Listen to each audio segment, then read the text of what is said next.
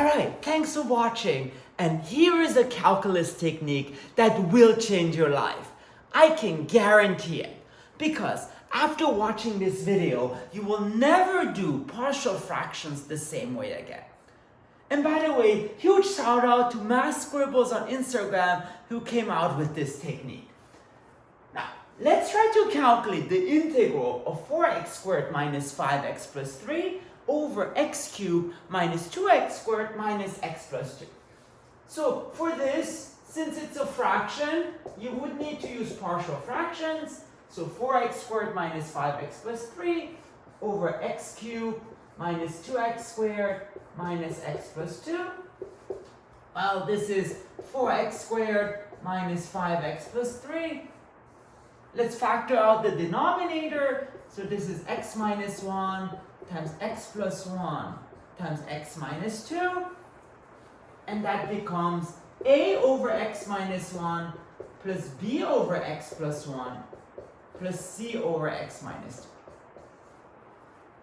Now, normally, you would have to solve painful algebra equations to get a, b, and c, but not anymore because this is Dr. Payam.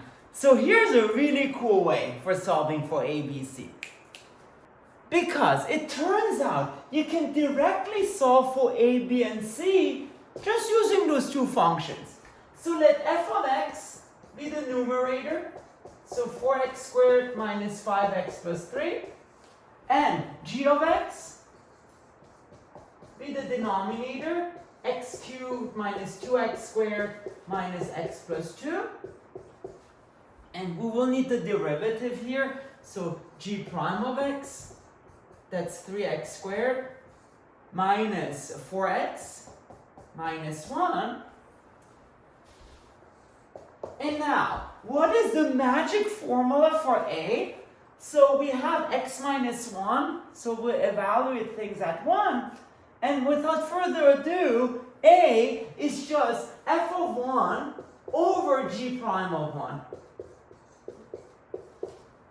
Which in this case becomes 4 times 1 squared minus 5 times 1 plus 3 over 3 times 1 squared minus 4 times 1 minus 1, which now becomes 4 minus 5 plus 3, which is 2, and then 3 minus 4 minus 1, which is minus 2, and that gives you minus 1. Whoa, how quick! And it turns out the same thing is true for b and c, so let's do that. So those are our two functions. A we found to be minus 1, and now b, since we had this x plus 1, things get evaluated at minus 1, so here's just f of minus 1 over g prime of minus 1, which just becomes 4 times minus 1 squared minus 5 times minus 1 plus 3, and then 3 times minus 1 squared minus 4 times minus 1 minus 1.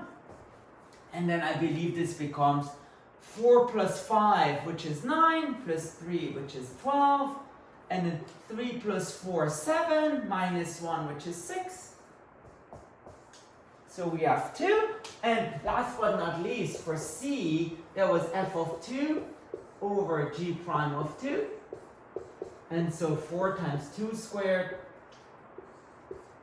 minus 5 times 2 plus 3 over 3 times 2 squared minus 4 times 2 minus 1. And so that becomes, so 4 times 4, which is 16, minus 10, so 6 plus 3, which is 9, and then I believe 12 minus 8, that is 4, minus 1, which is 3, so 9 over 3, which is 3. And so we directly found the coefficients, and now we can integrate. So basically what have we found? Our function now equals a over x minus 1, so minus 1 over x minus 1, plus b over x plus 1, so 2 over x plus 1, and then c over x minus 2. So 3 over x minus 2. And then we just need to integrate.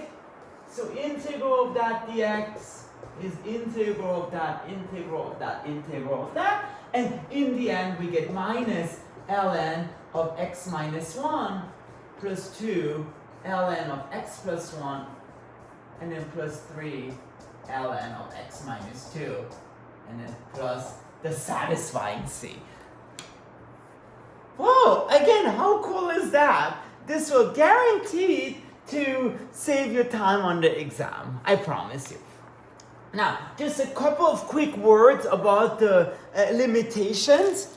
The proof will be in another video if you're interested, but first of all this also works for complex numbers, or if you want, irreducible roots.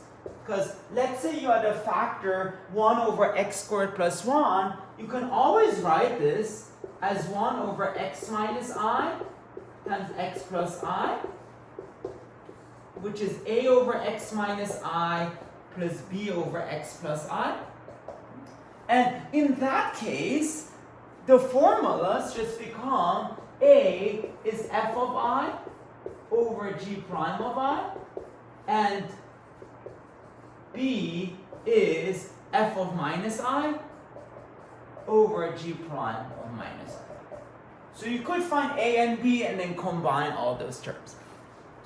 Now, it also works sometimes for repeated roots, in the sense that if you had a over, let's say, x minus 1 plus b over x minus 2 squared, then in that case, what we would get is a is f of 1 over g prime of 1.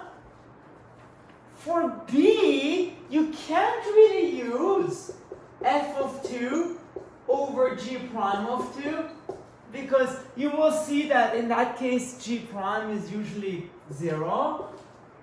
But you would go one step further, think like L'Hopital's rule, and you get f prime of 2 over g double prime of 2, but not quite.